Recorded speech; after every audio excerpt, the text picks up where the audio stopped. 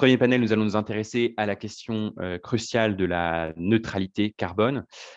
Beaucoup de communes ont maintenant déclaré l'urgence climatique dans différents pays et se sont engagés à atteindre la neutralité carbone à diverses échéances. Dans les villes, atteindre cet objectif passe par beaucoup de transformations, que ce soit dans le domaine notamment de l'énergie et de la mobilité. C'est ce qui nous réunit aujourd'hui. Et en faisant cela, les villes ne font pas que respecter des objectifs de réduction d'émissions, mais bien souvent aussi, elles contribuent à améliorer la qualité de vie pour l'ensemble des habitants et des habitantes. Et c'est de ça qu'on veut discuter aujourd'hui. Les villes ont longtemps été façonnées par la voiture individuelle, en tout cas dans les dernières décennies. Et ce sont donc de véritables changements structurels qu'il faut engager, qui ont un impact concret sur le quotidien des gens. Et c'est pour ça que c'est intéressant vraiment de s'intéresser à cette échelle de la commune et à ce qui va changer la vie de ses citoyens et citoyennes. Par ailleurs, en France, on sait que les communes ont assez peu de marge de manœuvre en ce qui concerne la production d'énergie, même si il y a des moyens de s'investir et on en parlera avec notamment Léonore Monconduit et Claire Roumet. Alors qu'en Allemagne, c'est un système un peu différent, donc on parlera de ces différences. On verra comment les villes françaises et allemandes peuvent faire avancer la transition énergétique et la transformation de la mobilité à travers des exemples concrets et quels sont les points communs et les différences qui ressortent de cette comparaison. Pour aborder tous ces sujets, nous avons la chance d'avoir avec nous 3 élus et une experte. 3 élus, donc Jochen Partsch, qui est le maire de Darmstadt. Bonjour, Jochen Partsch. J'espère que tout fonctionne sur le plan technique maintenant et que vous nous entendez bien en allemand. Si c'est le cas, faites-moi juste un petit signe de la main. OK. Je vous Perfect. entends très, très bien. Très bien. Léonore Monconduit, donc la maire de Poitiers, et Andreas Wolter, qui est maire adjoint de Cologne.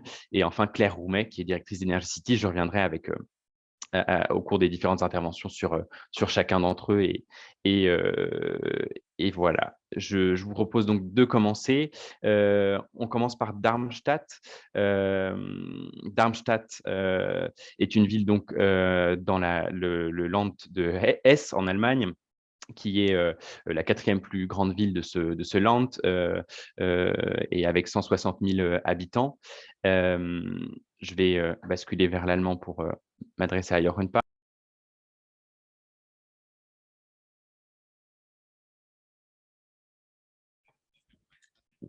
Depuis 2011, vous êtes maire de la ville de Darmstadt. Vous avez été réélu en 2017. Alors, les Verts sont à la tête de la ville en coalition avec la CDU et le parti Volt. Vous avez fait des études de sociologie et je l'ai dit, Darmstadt est la 4e plus grande ville de la région de la Hesse avec 160 000 habitants, si je ne me trompe. La question que je vous adresse est la suivante. Pour 2035, vous êtes fixé comme objectif la neutralité carbone pour la ville de Darmstadt. Comment entendez-vous atteindre cet objectif et quelles sont les mesures que vous avez prévues pour y parvenir dans le domaine énergie et mobilité? Vous avez la parole. Merci beaucoup pour de nous donner la possibilité de présenter ces mesures. Merci à la Fondation Heinrich Böll. Je salue les collègues qui participent à ce panel. Je crois que la lutte contre le changement climatique, nous le savons, elle doit être menée dans les villes. C'est là qu'il faut gagner la bataille. Notre objectif, c'est que d'ici 2035, Darmstadt ait une neutralité carbone. Alors, à l'échelle communale, nous avons déjà pris pas mal de mesures. Alors, bien entendu, il y a l'approvisionnement énergétique, le logement et les transports. Ça, ce sont les grands axes, les grands piliers. Et à mon sens, il faut que la ville ait une véritable économie, une véritable politique qui lui permette d'agir stratégiquement, que nous ne dépendions pas ici de prestataires, par exemple, privés pour la mobilité ou que ne dépendions de sociétés privées en matière de logement. Nous avons une vraie économie de la ville de Darmstadt sur les 70 000 logements, 15 000 sont notre propriété. Donc, la ville organise beaucoup de choses également en matière de transport. Et avec Entega, nous avons notre société d'approvisionnement énergétique. Et donc, cela, ça va dans le sens de notre objectif stratégique, la transformation écologique et sociale. Donc, il faut des partenaires forts qui disent pour nous, c'est clair, on vous suit.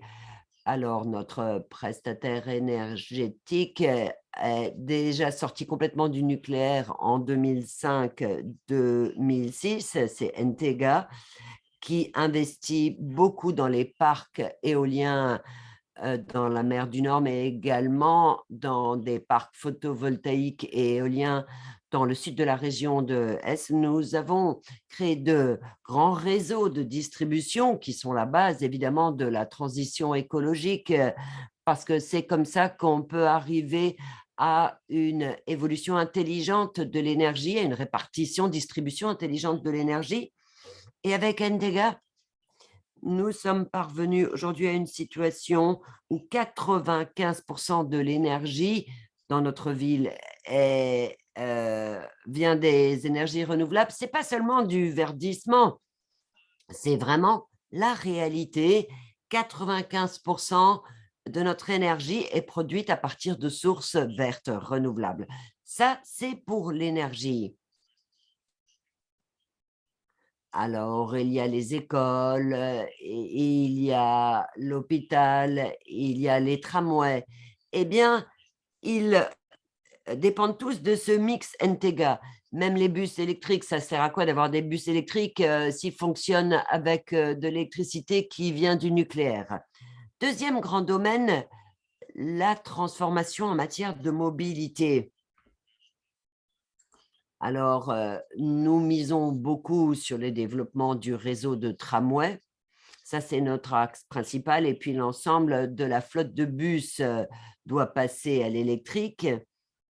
Et puis, également, d'autres bus électriques et en coopération avec une grande initiative citoyenne, nous avons développé une stratégie pour la ville de Darmstadt avec tout un nouveau concept de planification pour la stratégie vélo. J'ai créé un nouveau bureau de la mobilité avec différents aspects de la planification donc, qui sont réunis. Et donc, l'objectif, c'est d'avoir plus de circulation à vélo. Alors évidemment, ça crée beaucoup de discussions, surtout lorsqu'il s'agit de grands axes. Alors par exemple, des chaussées qui étaient prévues pour les véhicules, les transformer en réseau express pour le vélo, vous imaginez que ça entraîne des polémiques, des débats auxquels nous devons participer, auxquels nous devons nous soumettre, mais ça fait partie de notre stratégie. On prévoit des quartiers avec peu de véhicules, là où nous développons de nouveaux quartiers, et tous les instruments qu'on peut utiliser le sont, par exemple, il faut par exemple réduire le nombre de places de parking pour les véhicules. Tous ces instruments, nous les utilisons, nous les développons.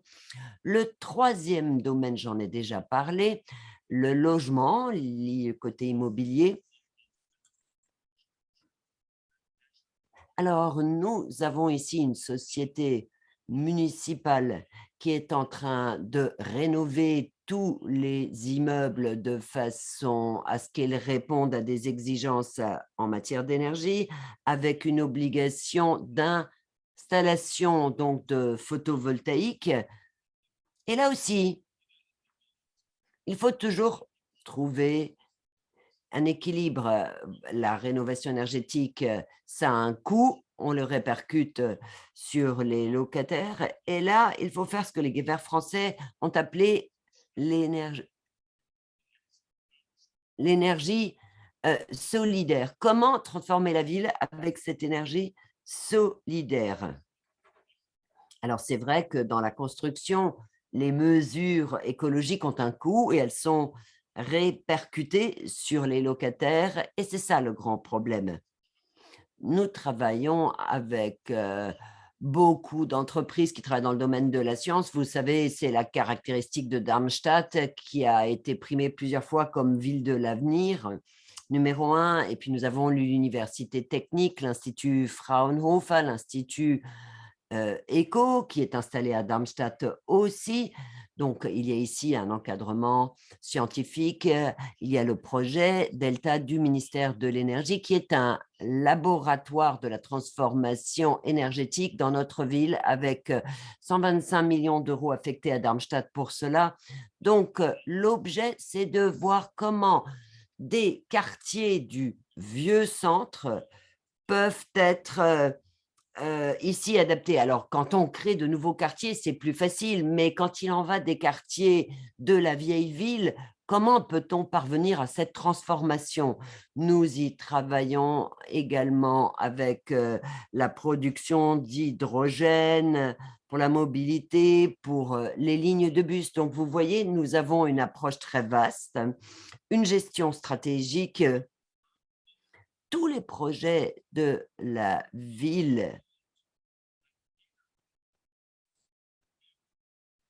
est vérifié par notre bureau pour la protection du climat pour voir s'il correspond aux objectifs effectivement de 2035 de neutralité carbone. Et si ce n'est pas le cas, eh bien, il faut que ce soit très bien motivé pour que le projet puisse être accepté. Voilà, je resterai là pour l'instant. Je vous remercie. Merci beaucoup, Monsieur Parch, pour cette contribution et je reviendrai vers vous un petit peu plus tard avec d'autres questions dans la discussion. Léonore Monconduit, je me tourne vers vous. Et donc là, on part en direction de l'ouest de la France, à Poitiers. Poitiers, où donc votre liste Poitiers Collectif a remporté les élections municipales en juin 2020. Et donc, vous êtes élue, vous êtes la première femme maire de Poitiers, si je ne me trompe pas, depuis le 3 juillet 2020, donc depuis à peu près un an. Vous êtes une militante active de la cause climatique depuis longtemps. Vous êtes diplômée en affaires publiques et en politique éducative internationale, qui est un sujet qui est aussi très important, évidemment, dans les questions de transition et de transformation sociale écologique. Et vous êtes donc maintenant à la tête d'une collectivité locale, Poitiers, qui compte environ 90 000 habitants pour la ville de Poitiers, si je ne me trompe pas. Et donc, Poitiers, qui est une ville, entre autres, connue en France pour notamment son futuroscope par beaucoup de jeunes et de moins jeunes. Mais donc, ma question, c'est justement comment est-ce que vous agissez concrètement pour une ville du futur qui soit une ville décarbonée et plus agréable à vivre pour les habitants et les habitantes de Poitiers. Vous avez la parole. Merci, bonjour à toutes et à tous. Alors, permettez-moi juste de prendre 2 minutes pour remercier la Fondation Heinrich Böll et son directeur que j'ai eu l'occasion de saluer tout à l'heure pour l'organisation de cette rencontre qui nous permet de faire du lien entre des acteurs et des villes engagés pour la transition écologique et c'est extrêmement nourrissant, a fortiori pour un début de mandat comme le mien. Donc, merci beaucoup et je remercie aussi la municipalité de Strasbourg et en particulier sa maire Jeanne Barséguian avec qui j'ai toujours plaisir à échanger et à travailler. Nous avons une grande proximité de valeurs et d'action. Donc, je suis ravie d'avoir l'occasion de participer à cet événement qui contribue à nous rapprocher un peu plus. Et donc, je suis de manière générale très heureuse de participer à cet événement aujourd'hui. Je me permets aussi de faire un tout petit préambule sur pourquoi les villes sont au cœur de ces enjeux de transition écologique et en particulier au cœur du défi climatique qui nous réunit aujourd'hui. J'ai été, comme vous, je pense, particulièrement marquée par les événements récents au Canada. La ville de Lytton qui est entrée dans l'histoire pour avoir plusieurs fois tapé des records de chaleur et s'est embrasée, littéralement parlant, ces derniers jours. Et ce qui montre à quel point les villes sont en première ligne face au changement climatique. Moi, j'ai une pensée émue pour le maire de cette ville-là et pour les maires des villes du sud de la France, par exemple, qui ont été touchés cette année par des événements météorologiques extrêmes, comme on en avait rarement vu avec une telle fréquence. Et donc, les villes, comme étant les garantes de la sécurité des habitants et des habitantes au quotidien, sont en première ligne pour les questions d'adaptation au changement climatique, pour les questions de résilience. Enfin, la résilience, ce n'est pas théorique pour nous, on la vit, et j'espère qu'on ne la subit pas trop, mais si on ne fait pas ce qu'il faut, on la subira. Et donc, voilà, les villes sont en première ligne pour accompagner les conséquences du changement climatique, mais elles sont aussi au cœur des solutions pour agir face à ce défi. Et donc, j'ai lu avec attention le rapport d'Energy Cities, pour n'en citer qu'un seul, qui est présent aujourd'hui et qui, voilà, dans ses réactions sur la stratégie carbone de l'Union européenne, mentionne justement le rôle principal des villes dans les moyens concrets pour faire avancer la transition énergétique, la rénovation des bâtiments, la production d'énergie renouvelable.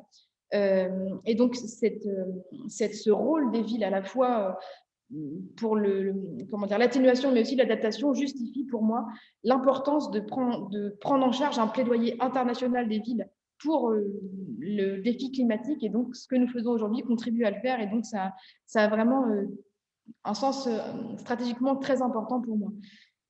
Alors, si on passe sur le comment, qui était l'objet de l'atelier aujourd'hui, comment faire à l'échelle d'une ville comme Poitiers, effectivement, 90 000 habitants, ville de Poitiers, 200 000 habitants, l'agglomération dans laquelle elle s'inscrit. Alors, nous évoluons dans un cadre très contraint.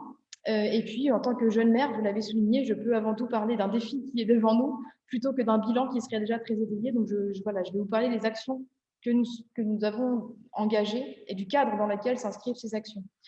Alors, à Poitiers, comme dans de nombreuses villes en France, notre action en ce qui concerne les mobilités, le climat et la transition énergétique s'inscrit dans deux cadres: un plan climat, air, énergie territorial, ce qu'on appelle un PCAET dans le jargon. C'est un plan qu'ont dû faire l'ensemble des collectivités françaises et qui fixe des objectifs en matière de lutte contre le changement climatique, j'y reviendrai, et aussi un schéma directeur des énergies, c'est-à-dire la déclinaison du PCAET, quels moyens on met en face pour atteindre ces objectifs. Et donc, lorsque j'ai été élue, j'ai hérité de ces cadres qui étaient déjà construits, qui nous fixent plusieurs objectifs: moins 25% de consommation d'énergie pour 2030, moins 34% d'émissions de gaz à effet de serre pour 2030 et plus 40% de production d'énergie renouvelable locale pour 2030. Alors, ces objectifs peuvent paraître peu ambitieux, et en même temps, nous sommes déjà rendus compte, lorsque nous les avons analysés, qu'ils seraient difficiles à atteindre. Et donc, nous avons préféré ne pas rehausser les objectifs, mais tout faire pour atteindre ceux qui avaient déjà été fixés, ce qui est déjà un objectif qui demande des moyens en face, et surtout des moyens sur lesquels nous n'avons pas forcément la main. Par exemple, le premier secteur émetteur de gaz à effet de serre dans notre territoire, c'est le transport. Et majoritairement du fait de l'autoroute qui passe par notre territoire et sur laquelle transitent de nombreux camions. Et là, en tant que collectivité seule, on ne peut rien faire ou presque rien. Donc, le deuxième émetteur est le secteur du bâtiment, et donc ce qui nous donne une idée des priorités qui est l'objet de l'atelier aujourd'hui, le transport et le secteur du bâtiment. Et donc, nous avons fixé des objectifs qui correspondent à un changement de paradigme politique cette fois-ci pour ces deux objectifs. En ce qui concerne la voiture individuelle, d'ici la fin de notre mandat et même au-delà, proposer une alternative à la voiture individuelle pour chaque habitant, chaque habitante, chaque salarié. Et puis pour la partie transition énergétique, remettre les priorités dans l'ordre, c'est-à-dire la priorité, c'est la sobriété, réduire les besoins de consommation en énergie. Ensuite, c'est l'efficacité énergétique. Comment est-ce qu'à partir de nos besoins, on améliore l'efficacité énergétique de nos bâtiments à besoin constant? Comment est-ce qu'on dépense moins d'énergie? Et puis enfin, compenser par la production, remplacer autant que possible les besoins énergétiques par la production d'énergie renouvelable. C'est des enjeux sur lesquels nous ne pouvons agir seuls. Comme je l'ai signalé, je pense qu'on a moins de moyens en France qu'en Allemagne, dans des systèmes très différents, pour agir directement à l'échelle locale. Il y a la lourdeur administrative, il y a l'enchevêtrement des compétences entre les différentes collectivités, et puis il y a le manque de moyens. Je le constate depuis notre arrivée, ça coûte de l'argent, et donc nous n'avons pas les moyens de nos ambitions, pas toujours en tout cas. Mais du coup, nous souhaitons vraiment que cette contrainte se transforme nous permette de créer une autre manière de travailler. Et donc, ce qui fait la marque de fabrique de notre territoire en termes de manière de faire de la politique, c'est la volonté de travailler en partenariat, de nouer des partenariats nouveaux autour de ces questions de la transition écologique, d'embarquer tout le monde dans la transition, et je résumerai notre action d'élus, au fait d'impulser les transitions collectives dont nous avons besoin, et pas simplement de les prendre en charge en tant que municipalité seule. Alors, des exemples concrets sur les deux politiques qui sont l'objet de cet atelier. Sur la politique des mobilités, dans le cadre du schéma directeur des mobilités, comme je l'ai indiqué, alors nous souhaitons nous saisir de l'ensemble des moyens qui constituent des alternatives à la voiture, ce qui est un défi dans une communauté urbaine très rurale, qui dispose de peu de moyens. On n'a pas de tramway, par exemple, peu de moyens de transport en commun. Donc, on travaille sur l'augmentation en termes de volume des solutions alternatives, augmenter le réseau de bus, augmenter les trains. Alors, je suis assez jalouse de mes collègues allemands sur l'état du maillage ferroviaire en Allemagne, parce qu'ici, on hérite vraiment d'un réseau complètement dégradé en termes de lignes du quotidien. Donc, nous avons pour objectif de réouvrir 1, 2 ou 3 lignes de train d'ici la fin de notre mandat, en partenariat avec la région et la SNCF, qui sont des acteurs aussi difficiles à mobiliser. Mais voilà, le train ne doit pas être simplement un moyen entre les villes capitales, mais aussi un transport du quotidien.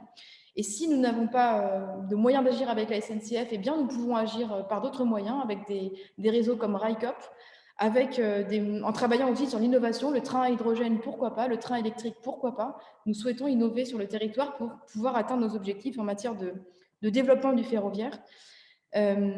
Décarboner, c'est aussi, alors c'est augmenter en volume les alternatives, mais c'est aussi décarboner les transports collectifs existants. Et donc, d'ici la fin de notre mandat, nous passerons nos bus 100% en biogaz. On sortira du diesel, en fait, plus de bus au diesel, 100% bus au biogaz, avec de la production de biogaz local, puisque c'est issu de biomasse majoritairement produite sur le territoire. Et enfin, un secteur qui n'est pas forcément toujours évident du point de vue des collectivités, mais auquel nous nous attaquons aussi, c'est le secteur de l'aviation. Nous avons un aéroport sur le territoire de Poitiers. Malheureusement, les émissions liées au trafic aérien ne sont pas comptabilisées dans les bilans carbone à l'échelle des territoires, même pas à l'échelle nationale en général. Et pourtant, c'est un symbole. Lorsqu'on parle d'évolution des mobilités, eh bien, l'aviation ne peut pas être exclue du champ des questionnements.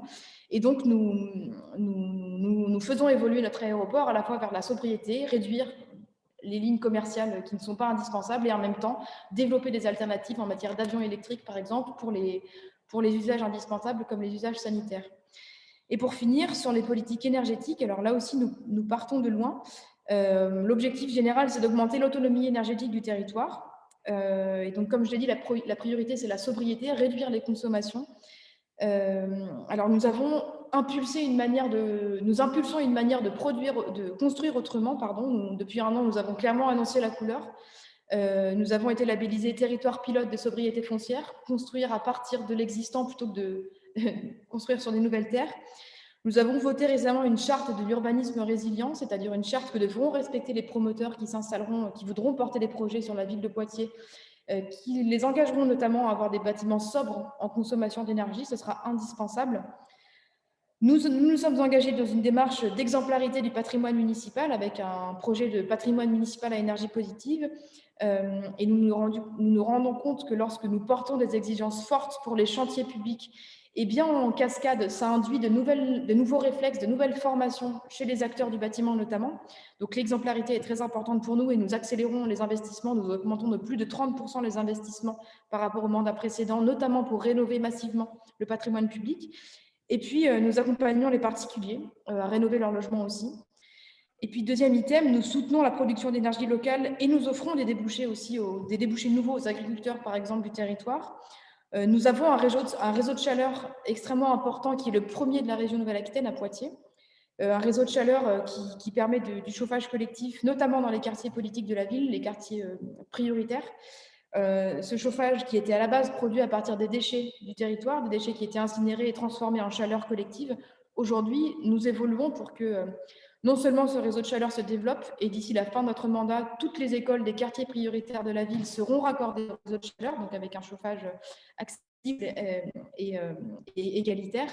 Mais aussi, nous faisons en sorte que la production de ce chauffage, elle ne soit pas faite qu'à partir de l'incinération des déchets, mais à partir de biomasse produite à partir de production agricole notamment, de résidus de l'agriculture locale, donc avec l'objectif que ce chauffage soit issu d'énergie propre et renouvelable, vraiment renouvelable.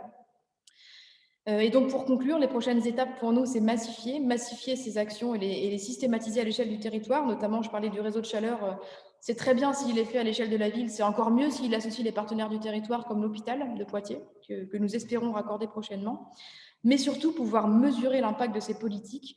Nous accordons une priorité au développement d'une évaluation des politiques publiques rigoureuses qui n'était pas mise en place ici avant, donc savoir mesurer l'impact de notre action. Et puis développer des budgets carbone à l'échelle de nos villes pour, encore une fois, pouvoir mesurer et valoriser notre contribution concrète à la lutte contre le changement climatique, puisque nous n'avons pas une obligation de moyens, nous avons une obligation de moyens à l'échelle de cette politique-là, mais nous avons surtout une obligation de résultats. Et si nous ne savons pas mesurer ces résultats, eh bien, nous passons à côté d'une partie de l'intérêt de ces politiques.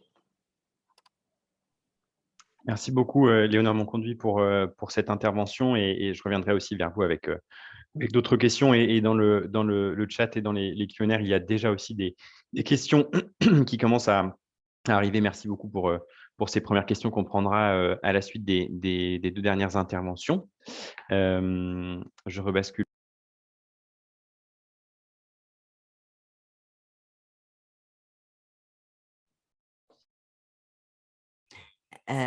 Andreas Volta, donc encore une fois, bienvenue.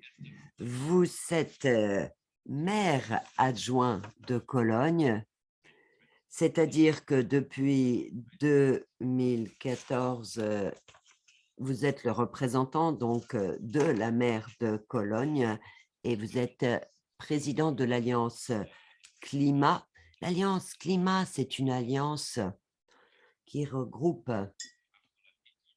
plus de 1800 membres qui appartiennent à des communes, des associations, des ONG et qui s'engagent pour la protection du climat. Vous avez fait des études de gestion. Donc, Cologne, la 4e plus grande ville d'Allemagne en termes d'habitants, une ville connue pour son carnaval, entre autres, mais connue également parce que c'est l'une des grandes villes de la région de la Ruhr, où il y avait aussi beaucoup d'exploitations minières de charbon, où l'industrie automobile pèse également lourd. Donc, ma question est la suivante. Comment la politique peut-elle modifier cette ville pour parvenir à une neutralité carbone, pour être plus agréable pour ses habitants, surtout dans le domaine de la mobilité et de la production énergétique? Andreas Volter, vous avez la parole. Merci, Jules. Cologne a en effet 1 million d'habitants. Et c'est vrai que pendant des décennies, c'est la voiture qui a dominé la façon dont on concevait la ville. Le charbon, surtout le lignite, était très dominant et autour de Cologne, eh bien, effectivement, tous les territoires ont été dominés par l'exploitation du lignite.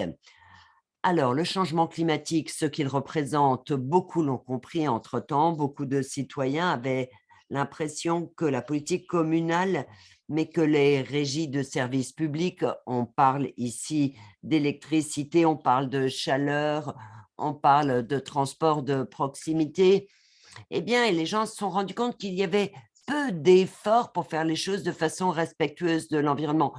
D'où le fait que les Verts, depuis 1 an, sont le parti le plus fort à la municipalité de Cologne. Alors, je me réjouis aussi de l'avancée des Verts parce que, également, du côté français, on a maintenant la voix des Verts fortement représentée. La maire de Poitiers vient de le dire. C'est vrai qu'en Allemagne, nous avons une bonne infrastructure, tout est très structuré, solide. Nous avons pour les services d'intérêt général effectivement des entreprises communales, mais en France, sur les projets, il y a aussi des avantages et il y a donc des choses qui sont mises en œuvre plus rapidement. Quand j'entends que d'ici 2-3 ans, il y aura 2-3 nouvelles lignes de tram à Poitiers, je regarde mon collègue de Darmstadt et pour nous, ça va prendre au moins 10 ans pour qu'on y parvienne. Alors, nous voulons maintenant arriver à plus de dynamisme en matière de protection du climat. En 2017, nous avons décidé que donc les installations d'exploitation de lignite seraient fermées et que l'on passe donc aux renouvelables. C'est un travail d'Hercule, ça ne sera pas facile. À l'été 2019, nous avons décrété l'urgence climat. Ça veut dire que toutes les activités, tous les projets sont d'abord étudiés pour voir s'ils correspondent aux critères nécessaires. Alors, le problème, c'est que on dépend du gouvernement, de l'échelon fédéral, de l'échelon régional et de l'échelon européen. Alors, comme à Darmstadt, nous avons une coalition avec les chrétiens démocrates et Volt. Et donc, dans le traité de coalition, nous avons décidé et inscrit que nous arriverions à la neutralité carbone d'ici 2035. On a déjà parlé des vagues de chaleur, des canicules. Vous voyez, notre climat, notre météo actuellement, c'est celle du sud de la France. Avant, on allait dans le sud de la France en vacances, on n'a plus besoin. On a des canicules ici aussi. Et donc, les espaces verts, les poumons verts, les cours d'eau sont importants dans le cadre de notre concept. Nous avons 3650 hectares d'espaces boisés, c'est beaucoup, mais nous avons aussi donc des espaces verts, des poumons verts qui jouent un rôle primordial. Alors, quelles sont les transformations les plus importantes que nous entendons mener? C'est dans la politique des transports. Vous savez, nous avons 350 000 personnes qui font la navette vers la ville, 165 000 qui font la navette pour sortir de la ville. Et donc, les capacités sont exploitées au maximum, elles sont saturées, et puis les citoyens vont retrouver de la qualité de vie en ville. Et ça, on ne peut y arriver qu'en changeant les comportements en matière de mobilité. Avant la pandémie, pour les bus, pour les trains, souvent, eh bien, les passagers ne pouvaient pas monter parce qu'il n'y avait plus de place, ils ne pouvaient pas monter dans leur train. Les automobilistes étaient coincés dans les embouteillages. Les entreprises de Cologne se plaignent d'ailleurs de pertes qui montent à des millions à cause de problèmes de logistique. Alors, la pandémie a entraîné ici des modifications dans les comportements en matière de mobilité. Alors, nous avons maintenant beaucoup augmenté la fréquence des transports urbains. Nous avons de nouveaux tronçons de tramway qui sont en phase de planification de construction. Nous avons plus de bus rapides. Nous avons maintenant une jauge pour qu'il n'y ait qu'un certain nombre de voitures qui soient sur certaines chaussées, sur certaines grandes artères, entre 7 et 9 heures du matin, il n'y en a que 6 000 qui peuvent passer sur certaines artères. Pour que les gens changent de comportement, la vieille ville, eh bien, dans la vieille ville, il n'y a plus de voitures. On a réduit le nombre de places de parking. Certaines chaussées sont devenues des pistes cyclables.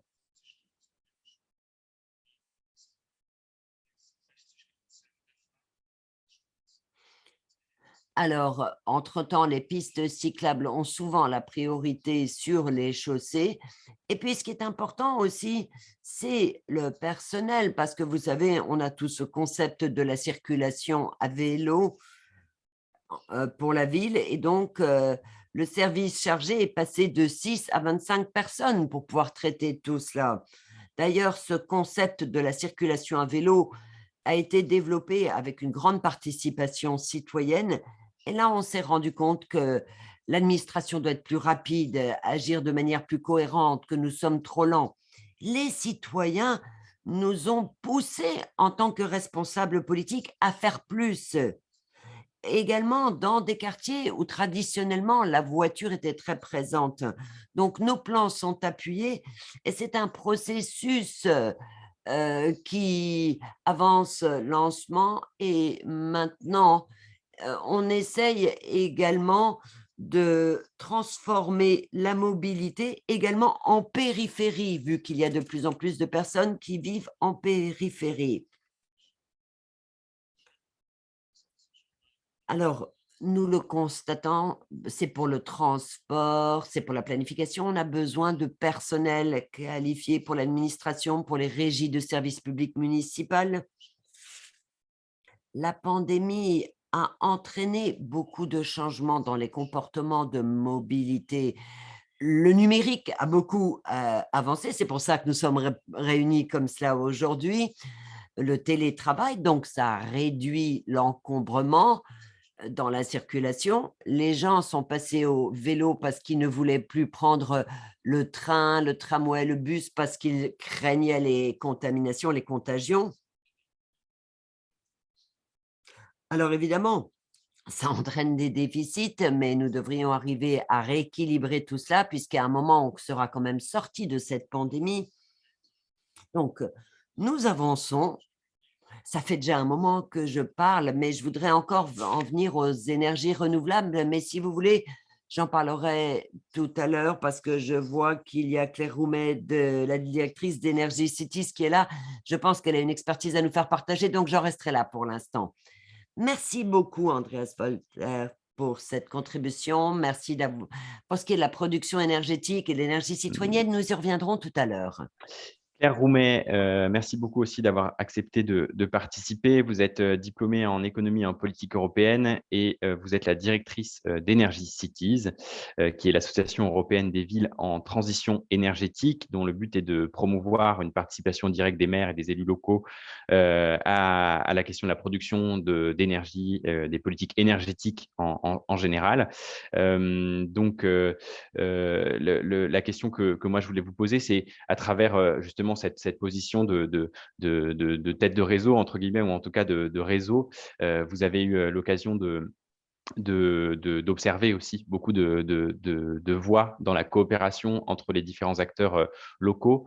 Donc, que peuvent faire, selon vous, que peuvent faire les villes pour répondre à ces enjeux en matière de politique énergétique et de mobilité et comment surtout peuvent-elles nouer des partenariats entre elles à travers l'Europe et notamment au niveau franco-allemand. Vous avez un programme qui s'appelle Tandem pour justement atteindre ces objectifs. Claire, vous avez la parole. Merci beaucoup déjà pour l'invitation. C'est vraiment un plaisir de retrouver des élus, les élus locaux. Alors nous, ce qu'on peut faire effectivement, Energy Cities, on peut porter la voix, c'est ou surtout ouvrir les portes. C'est ce qu'on on se voit vraiment comme notre rôle, c'est qu'effectivement, on n'a absolument aucune expertise, mais par contre, nos membres ont toutes les solutions. Je crois qu'aujourd'hui, les villes, elles peuvent tout faire. Elles peuvent vraiment, littéralement, tout faire. Parfois, elles ont encore un peu de timidité, mais maintenant presque plus, on va dire, pour passer vraiment à l'action et à l'offensive. Et par contre, ce qu'on doit absolument faire, et c'est le rôle d'Energy Cities avec la Met Alliance et d'autres réseaux européens, c'est de faire en sorte que les politiques européennes et de politiques nationales s'adaptent au fait qu'aujourd'hui, justement, les villes, elles sont prêtes à passer à l'action. Et que si on ne leur laisse pas la possibilité de le faire, d'une part, elles vont finir par le faire toutes seules de toute façon, parce qu'il n'y a pas d'autre possibilité, et que comme la pandémie l'a montré, même quand on n'a pas forcément le droit de faire des choses, il y a des moments où il faut le faire. Donc c'est ce qui est arrivé pour certaines normes ou pour faire la production de masques dans certaines villes où des maires ont pris leur voiture pour aller acheter des masques dans un autre pays parce qu'il n'y en avait pas et que le gouvernement n'était pas en capacité de leur fournir justement de quoi protéger. J'ai beaucoup aimé l'axe proposé par Léonore, qui est vraiment, effectivement, le maire est là aussi pour protéger, pour assurer la sécurité. C'est une des fonctions principales par rapport aux citoyens. Et aujourd'hui, on se rend compte que si on n'a pas un peu plus de pouvoir au niveau local et surtout les capacités d'agir au niveau local, les maires ne seront pas en capacité de remplir cette fonction primaire, on va dire. Et donc, ça peut poser des très, très gros problèmes. Pour revenir plutôt au climat, et donc comment est-ce qu'on peut aligner les politiques énergétiques et de transport pour décarboner les villes, je vois qu'il y a vraiment trois, entre guillemets, changements intellectuels à opérer. Le premier, c'est que toutes les politiques européennes d'énergie, elles sont conçues par les États membres, elles sont conçues avec une vision nationale, c'est-à-dire que là, j'ai entendu beaucoup d'exemples qui proposaient justement l'hydrogène comme un possible vecteur énergétique. C'est clairement un possible vecteur énergétique, mais à chaque fois que vous avez utilisé cet exemple, c'était toujours des exemples très spécifiques pour tel besoin dans un train éventuellement. Et donc, ce n'est pas du tout la façon dont l'Union européenne est actuellement en train d'imaginer l'hydrogène. Elle imagine le futur de l'hydrogène vraiment comme un vecteur de substitution et pas du tout par rapport aux usages. Et donc, justement, ce paradigme shift, c'est vraiment de penser non pas par rapport aux vecteurs et faire de la substitution de l'électricité nucléaire par de l'électricité hydrogène, ou de l'hydrogène qui utiliserait du nucléaire ou du charbon qui serait remplacé par autre chose. Il faut absolument changer cette pensée de la politique énergétique de la substitution par d'abord regarder les usages et voir comment est-ce qu'on peut, en première question, être beaucoup plus sobre dans nos usages. Donc vraiment, effectivement, le prisme de Léonore qui parle principalement de la sobriété en point de départ pour ensuite regarder justement comment on peut organiser l'intersectoriel et comment est-ce qu'on peut substituer et produire localement ce qui restera à produire, c'est vraiment, je pense que c'est vraiment le cadre dans lequel il faudrait penser les politiques européennes et on en est très très loin. Donc aujourd'hui, il n'y a pas de politique pensée. La politique énergétique, elle est pensée en termes d'autonomie énergétique au niveau de l'Europe, mais elle est pensée surtout en termes de sécurité d'approvisionnement et d'équilibre géopolitique, ce qui n'a absolument rien à voir avec ce qu'il faudrait faire pour réellement décarboner notre mix énergétique. Ensuite, la politique, elle est pensée par secteur. Donc, c'est vraiment… Et là, justement, on voit que c'est aussi encore très prégnant dans l'agenda municipal, c'est-à-dire que les municipalités, tout comme une politique nationale ou les politiques européennes, elles sont pensées d'abord par énergie, transport, bâtiment. Or, dans le futur, la façon dont on va devoir gérer les villes seront forcément beaucoup plus dans les interactions. Donc, au niveau de la ville, il y a beaucoup d'interactions entre ces secteurs, déjà. Par contre, les cadres, typiquement un cadre budgétaire est en général extrêmement contraignant pour penser correctement les interactions. Ou le cadre des politiques, mais ne serait-ce que l'administration, elle continue à être organisée avec un grand département sur les bâtiments, un grand département sur la mobilité, qui bien sûr auront toujours du travail. Enfin, je veux dire, l'idée n'est pas de tout casser, mais il y a beaucoup plus d'interactions à faire. Et ça, c'est absolument le cas. Même si la DG Énergie au niveau de la Commission européenne a essayé de se réorganiser justement beaucoup plus par rapport aux usages, et c'est déjà très très bien, que par rapport aux flux énergétiques, reste qu'il y a assez peu de ponts entre l'efficacité énergétique et les politiques plus d'approvisionnement. Donc, ça reste bâtiment par bâtiment. On continue à penser les bâtiments comme un produit. Donc, comme on continue à penser le bâtiment comme un produit, on pense que si on l'intègre aujourd'hui dans le marché carbone, puisque c'est ça qui va être proposé le 14 juillet par la Commission européenne, c'est d'élargir l'outil marché carbone qui a quand même été très peu, on va dire, couronné de succès par rapport à ce qu'on en attendait, mais d'intégrer dedans et les transports et les bâtiments. Tout en disant que oui, bien sûr, forcément, il va y avoir un problème social qui va être lié à ça, puisque de toute façon, ça veut dire qu'on va répercuter les coûts du renchérissement du prix du chauffage ou du prix du carburant sur les usagers, ce qui veut dire que ça va augmenter la fracture sociale.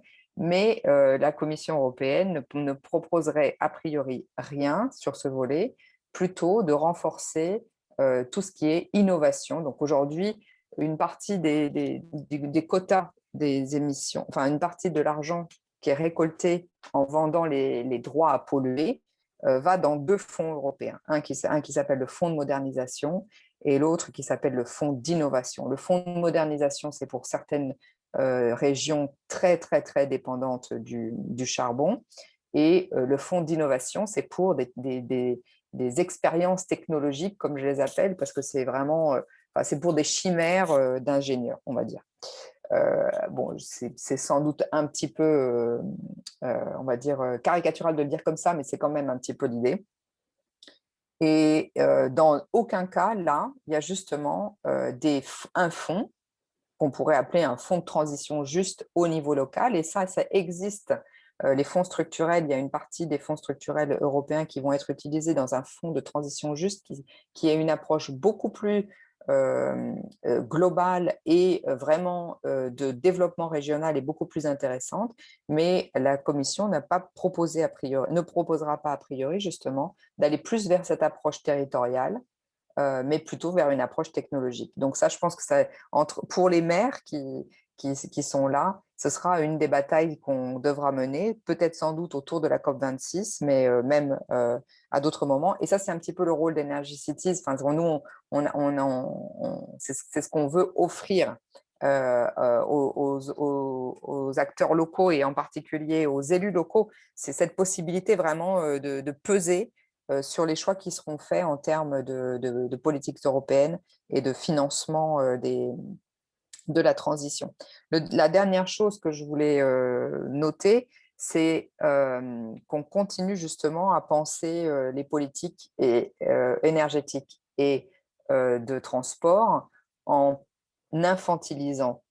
Parce que pour moi, penser par exemple que la seule chose qui peut faire changer le comportement des gens, c'est le signal prix, c'est pas très responsabilisant. C'est une façon, oui, infantilisante d'imaginer les politiques. Bien sûr, je dis pas du tout qu'il faut pas, enfin que le signal prix est pas un des outils, mais l'approche conduite, et là vraiment nos trois élus l'ont bien présenté, de vraiment mesurer les impacts, pouvoir aller chercher les experts comme le Öko-Institut ou Fraunhofer à Darmstadt, aller les chercher pour vraiment dire, voilà, ça c'est la stratégie, on regarde et on en discute. C'est-à-dire qu'on a avec ça vraiment une base solide et scientifique pour pouvoir avoir un dialogue entre adultes avec tout le monde et avec les citoyens qui sont, comme l'a dit Andreas, souvent ceux qui poussent aujourd'hui beaucoup plus que les administrations qui sont en capacité d'aller moins vite. Et pour ça, les conventions citoyennes climat en France, elle a été exemplaire. Elle a montré justement que quand on prend le temps de penser et de comprendre, et si on considère tous qu'on est adulte, alors on prendra les bonnes décisions, ou en tout cas, on ira beaucoup plus loin que ce qui est proposé sur la table. Et ça, c'est ce qu'on voudrait aussi proposer à la Commission européenne, c'est que toutes les propositions qui vont être mises sur la table la semaine prochaine, je pense, ne permettront pas du tout d'arriver à vraiment atterrir correctement. Et que pour ça, il faut se donner vraiment les outils de la création du consensus et sans justement vouloir préempter les décisions qui sont des décisions cruciales et ne pas les partager avec les citoyens. Donc vraiment, ce grand message qui serait, donc nous, en termes de politique, sinon on est vraiment de nos demandes, ce sont les mêmes que celles qui ont été proposées là, c'est vraiment sobriété. Et la sobriété n'est absolument nulle part dans aucune des propositions de la Commission. C'est jamais le point de départ. Et ça, c'est ce qui manque. Mais vous ne pouvez pas imaginer, en fait, il nous faudrait une direction de la sobriété, mais ça, c'est vraiment quelque chose, ça rentre absolument dans aucun cadre. La production locale, passer par les usages, et puis, surtout, avoir ce temps de penser. Donc là, on est en train de se demander si ce qu'il ne faudrait pas qu'on demande justement à la Commission européenne, c'est plutôt que de faire des fonds de relance qui doivent être dépensés dans la minute et qui donc ne permettent pas de penser stratégiquement, pourquoi est-ce qu'on ne se dit pas on s'arrête, on se paye pour avoir le temps de penser et ensuite peut-être on pourra mettre en œuvre le temps de penser collectivement, évidemment. Ça, Et ensuite, on pourra peut-être mettre en œuvre les vraies politiques. Merci. Merci beaucoup, Claire. Tu abordes là une question qui est effectivement très importante et que j'aimerais bien développer parce qu'il y a aussi plusieurs questions dans le chat et dans les Q&A sur le sujet justement de l'implication et de la participation citoyenne et démocratique à l'ensemble de ces politiques. Il y a une question dans le chat à destination de Jochen Parch sur le sujet. Je vais y revenir tout de suite. Et puis, moi, j'avais une question aussi pour l'ensemble des élus présents ici, qui est comment est-ce que vous vous engagez pour soutenir l'énergie citoyenne? Parce qu'on sait que c'est évidemment un enjeu très important aujourd'hui. En France, on a tout un débat, notamment sur la question des éoliennes. Et donc, évidemment, la question de l'implication des citoyens dans la production et dans les bénéfices retirés de cette production énergétique est une question cruciale pour permettre justement que la transition énergétique soit une réussite. En Allemagne, il y a beaucoup d'exemples sur le sujet. En France, c'est souvent un peu plus difficile pour les communes de s'engager, mais il y a quand même des moyens d'y arriver. Donc, ma question à l'ensemble des intervenants, voilà, c'est comment est-ce que vous arrivez, notamment dans les politiques énergétiques et de production d'énergie, à vraiment impliquer les citoyens. Je vais basculer vers l'allemand. Jochen Parch, il y a une question pour vous dans le chat. La question est de savoir dans quelle mesure les villes ont comme objectif donc la justice climatique et comment mettent-elles cela en œuvre. Donc, la question est également celle de la participation des acteurs de la société civile. Donc, pour répondre à cette question, je donne la parole à Monsieur Parch. Je dois dire que c'est très impressionnant de voir comment les collègues dans ce panel nous parlent de tout ce qu'ils font. Visiblement, je crois que tout le monde a envie de déverser son cœur, chacun a envie de dire ce qu'il fait. Et donc, la Fondation Heinrich Böll a trouvé ici un format extraordinaire et j'espère qu'on pourra également se rencontrer dans un cadre plus large pour en discuter plus longtemps parce que les détails, c'est ça qui est important. Alors, maintenant, je réponds à la question. La question de la participation citoyenne également pour l'énergie.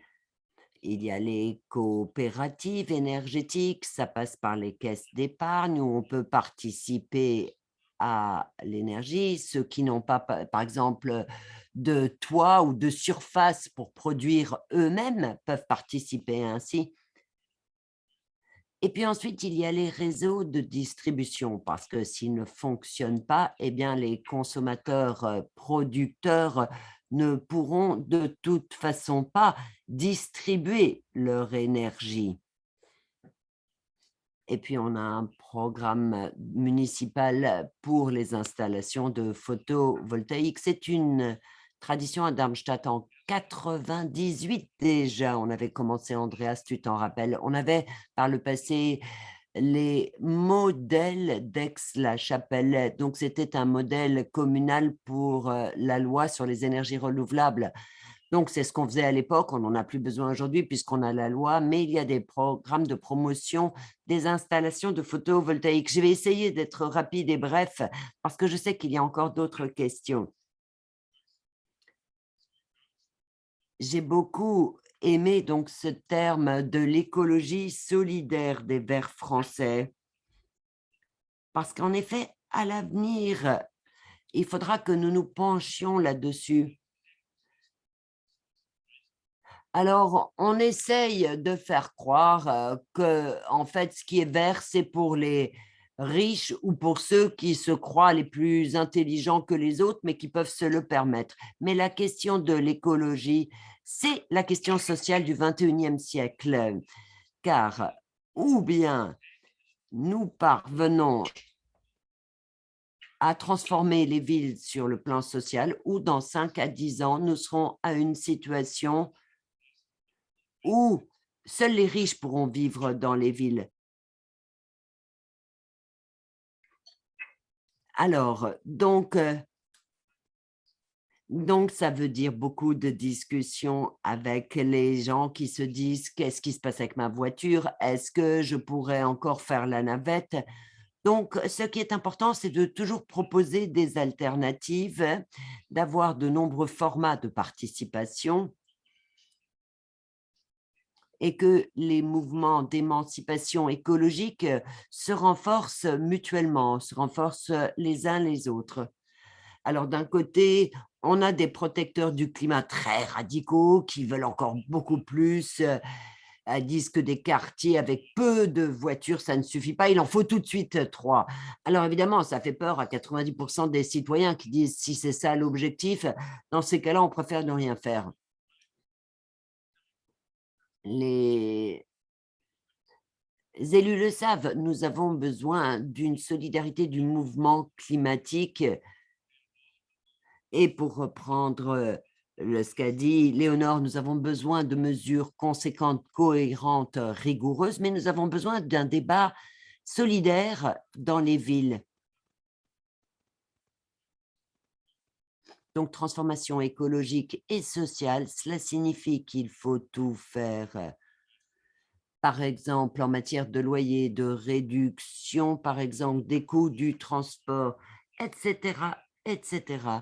Là, nous avons besoin d'améliorer la situation pour les habitants dans les villes si ils renoncent, par exemple, à des véhicules individuels. Il y a 3 ans, nous avons introduit pour plus de 3000 salariés des sortes de bons de transport qu'on leur donne. Ça veut dire qu'ils peuvent se déplacer gratuitement dans toute la région Francfort-Rhin-Main, donc pas seulement à Darmstadt.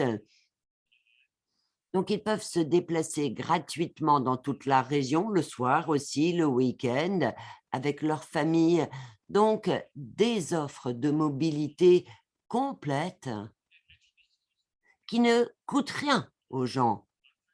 Même chose pour la promotion donc de la circulation à vélo. Il y a beaucoup de mesures, je pourrais en parler très longtemps. Donc, encore une fois, mon appel, nous avons besoin de plus de temps pour discuter de tout cela de façon plus détaillée. Et encore une fois, merci pour l'organisation de ce forum. Merci beaucoup, Monsieur Partch. Oui, c'est prévu, en effet, il est prévu qu'à l'automne, nous nous rencontrions de nouveau avec plus de temps prévu pour nos échanges où on pourra entrer dans les détails. Mais merci de l'avoir rappelé. C'est en effet extrêmement important. Léonore Monconduit, je m'adresse à vous justement sur, à nouveau sur cette question d'implication citoyenne et notamment aussi les questions, liées à l'énergie citoyenne. Comment est-ce que vous voyez les choses et quelles actions vous mettez en place, en la matière pour intégrer les citoyens à cette transition, à cette transformation sociale écologique, et pour soutenir les projets notamment d'énergie citoyenne sur le territoire de Poitiers? Alors, il y a plusieurs dimensions dans votre question. D'abord, avant de penser forcément à énergie citoyenne, il y a comment impliquer tous les citoyens dans les projets d'énergie, quels qu'ils soient. Et sur notre territoire, le problème qu'on a, alors il y a les éoliennes, on pourrait y revenir, mais il y a aussi les unités de méthanisation. C'est là qu'on a le plus d'enjeux en termes de conflits.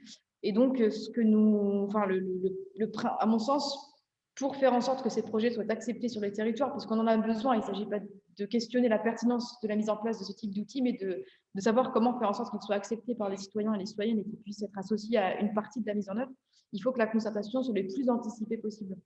Et on voit que les projets, alors pour le coup, moi, les projets que je connais le mieux, c'est ceux de méthanisation, lorsque la concertation est anticipée et lorsque la communication est bien faite aussi dans le bon sens du terme, c'est-à-dire, par exemple, j'ai un exemple d'un village en tête où on a su montrer aux citoyens, avant même de voir les coups de pioche, enfin vraiment, que la chaleur qui allait être produite par l'unité de méthanisation, elle allait permettre de chauffer l'EHPAD, par exemple, avec les retraités du village. Et bien, ça a du sens, en fait, pour les citoyens. Ils comprennent que ce n'est pas juste une unité qui vient là, qui va faire du bruit, de la pollution, etc., mais et que ça va servir à quelque chose. Et c'est pareil pour les éoliennes. Je pense que l'important, c'est d'abord de faire vraiment de la mobilisation citoyenne sur l'importance de la transition énergétique, et ensuite d'associer les citoyens, non pas en mode référendum oui, non, mais sur par exemple, où est-ce qu'on va mettre l'éolienne? Où est-ce que c'est le mieux placé pour moins déranger les habitants, pour que ça ait une intervention la moins agressive possible sur le paysage. Et si possible, faire en sorte que la commune puisse bénéficier durablement des retombées de ces outils-là, pas simplement par la vente d'un terrain, par exemple, mais à terme avoir une forme comment dire, un modèle économique qui permette que les communes bénéficient aussi du fruit de la revente de l'énergie, par exemple. Et ça, c'est rendre les communes actrices de la mise en œuvre, rendre les élus locaux aussi, respecter les élus locaux, parce qu'il y a souvent des élus locaux qui eux-mêmes découvrent les projets qui s'implantent dans leur commune sans avoir leur mot à dire. Et du coup, devant leurs concitoyens, ils ont aussi une posture difficile ensuite. Donc, ne pas remettre en question l'ambition de la transition énergétique par des moyens qui ont un impact sur les territoires, mais faire comprendre aux citoyens ces enjeux et les associer au comment de la mise en œuvre. Après, l'un des problèmes qu'on a aussi sur notre territoire, c'est pas forcément le principe de l'implantation d'énergie renouvelable. Non, pardon, un dernier élément, je parlais par exemple tout à l'heure sur le comment construire à Poitiers, on a fait une charte de l'urbanisme résilient. De même, on est en train de mettre en place une charte pour la méthanisation. Il y a des chartes pour les énergies renouvelables qui existent aussi, notamment on s'inspire beaucoup de ce qui est fait par Énergie Partagée, qui disent que si les promoteurs veulent, enfin si les porteurs de projets d'unités de méthanisation par exemple, veulent travailler en bonne intelligence avec les collectivités, avec la force publique, il faut qu'ils respectent un certain nombre de principes, et la concertation des élus locaux et des citoyens est un préalable indispensable pour le fait de pouvoir travailler avec nous. L'un des autres problèmes qu'on a, c'est l'inégale répartition de l'énergie renouvelable sur le territoire. Par exemple, les éoliennes, il y a des zones dans la région de Nouvelle-Aquitaine où c'est très, très concentré, et notre région en fait les frais, et d'autres zones de la région où il n'y a rien. Et donc, ça induit aussi un sentiment de rejet des habitants qui sont autour de moi, parce qu'on en a plein ici, et on n'en a pas sur les côtes de l'Aquitaine, par exemple, alors que c'est la région la plus côtière de France. Et pour moi, ça implique la nécessité d'une planification, en tout cas d'une coordination à une échelle supérieure à celle des communes, de la planification de la transition écologique et des moyens, notamment d'implantation des énergies renouvelables. Notamment, l'échelon régional me semble le bon en France pour assurer une égale répartition, donc une égale contribution des citoyens face à l'effort à fournir pour le développement des énergies renouvelables. Et par rapport aux énergies citoyennes, alors c'est un levier dont on souhaite se saisir de manière volontariste à Poitiers. Notamment, on a ce qu'on appelle des SIC en France, des sociétés coopératives d'intérêt collectif. Ce sont des sociétés dans lesquelles les collectivités peuvent être partie prenante, comme les citoyens, comme les entreprises, pour développer les énergies renouvelables sur le territoire. Nous avons envie de nous engager dans des dispositifs comme celui-ci. Il y en a un qui existe sur le territoire de Poitiers, donc nous échangeons régulièrement avec eux. Et puis en plus, la région Nouvelle-Aquitaine a un dispositif qui nous semble, qui est particulièrement vertueux et qui pourrait être répliqué à d'autres échelles régionales ou communales. C'est que pour 1 euro d'argent citoyen investi dans un projet citoyen d'énergie renouvelable, la région met 1 euro en face en plus. Donc c'est du donnant-donnant. 1 euro citoyen égale 1 euro d'argent public en face. Et donc il y a un effet levier qui est important puisque c'est du 1 pour 2. Et ça, voilà, nous, la région Nouvelle-Aquitaine le fait, donc c'est bien, mais je pense que des communautés urbaines pourraient s'en saisir tout autant.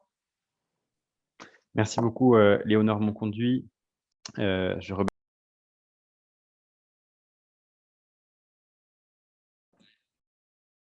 Il ne nous reste que 5 minutes parce qu'ensuite nous avons un autre panel et nous ne pouvons pas prendre du retard. Et donc, Andreas Wolter, encore une question. Qu'en est-il de l'énergie citoyenne à Cologne?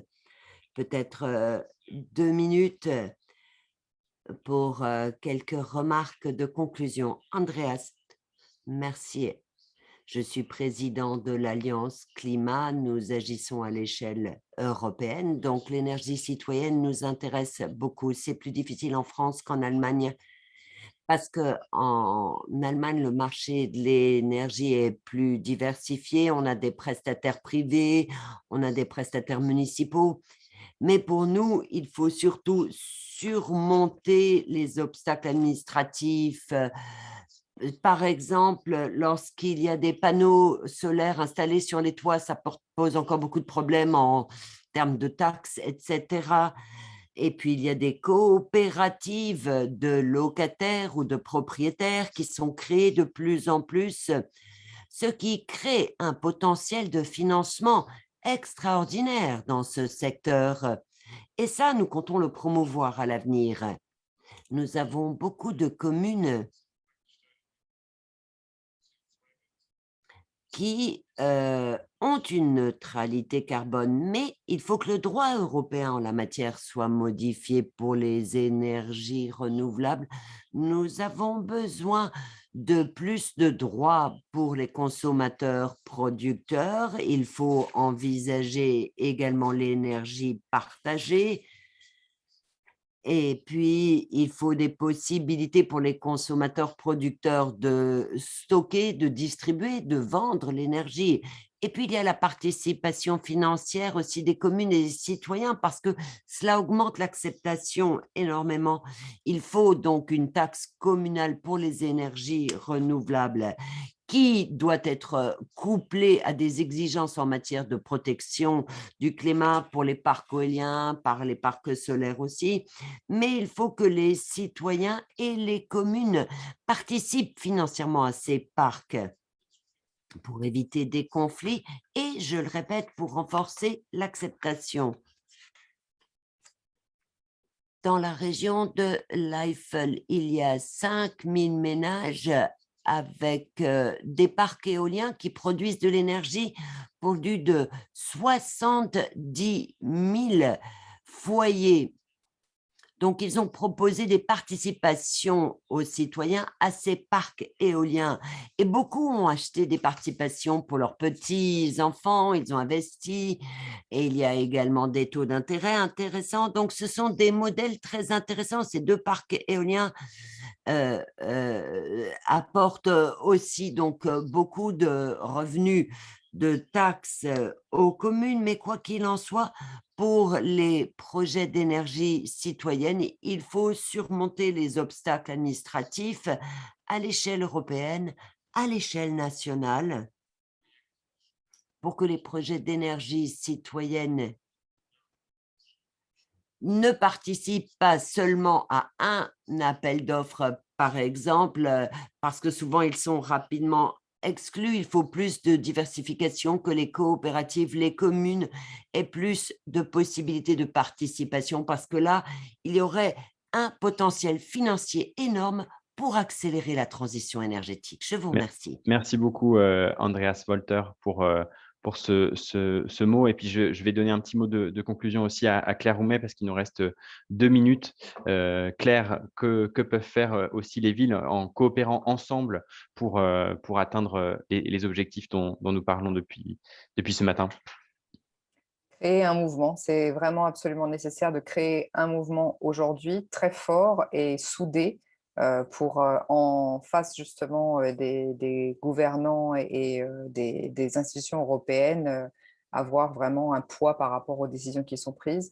Et pour l'énergie citoyenne, je pense qu'un des grands enjeux aujourd'hui, c'est de faire en sorte, et c'est ce que nous sommes en train de travailler avec la Commission sur ce thème, et j'invite vraiment toutes les collectivités qui peuvent avoir des bons exemples là-dessus, c'est de comment est-ce qu'on fait en sorte que l'énergie citoyenne, qui est une super opportunité, devienne un petit peu les jardins partagés du 21e siècle, c'est-à-dire qu'ils ne s'adressent pas seulement au cadre supérieur plus, et qu'on puisse embarquer absolument tout le monde, que ce soit une opportunité de participer au système énergétique pour absolument tout le monde.